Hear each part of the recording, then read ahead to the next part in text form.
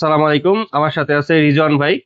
ভাইয়া Rangpur community medical college থেকে পাশ করেছে এবং এখন বর্তমানে আবিসিনা তাজিক স্টেট মেডিকেল ইউনিভার্সিটির অর্থোপেডিক্স অ্যান্ড ট্রমাটোলজি ডিপার্টমেন্টে পিজি ট্রেনিং রত আছে কোঅর্ডিনেটররা। তো আজকে ভাইয়া থেকে আমরা তার এক্সপিরিয়েন্স সম্পর্কে জানতে চাইবো যে তার ডিপার্টমেন্ট কিরকম, তার ওয়ার্কলোড কিরকম বা শেখার স্কোপ কিরকম। যদি ভাই একটু শর্টলি যদি বলতেন।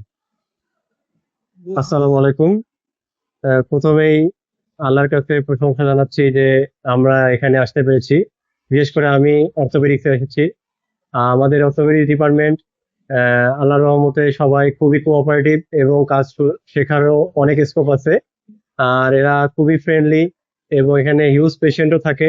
আর প্রথম অবস্থায় এসে একটু তো কথা বা সিচুয়েশনে অ্যাডাপ্ট করতে সমস্যা হয়। আল্লাহর রহমতে এগুলো আমরা রিকভার করে ফেলেছি।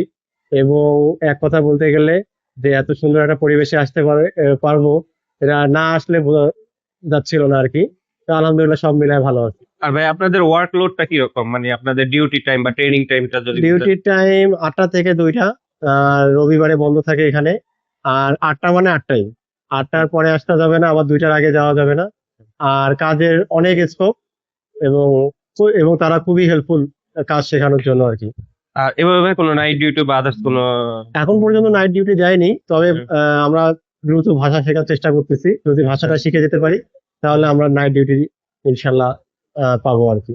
আচ্ছা, ধন্যবাদ ভাই আপনার এক্সপিরিয়েন্স শেয়ার করার জন্য। ধন্যবাদ।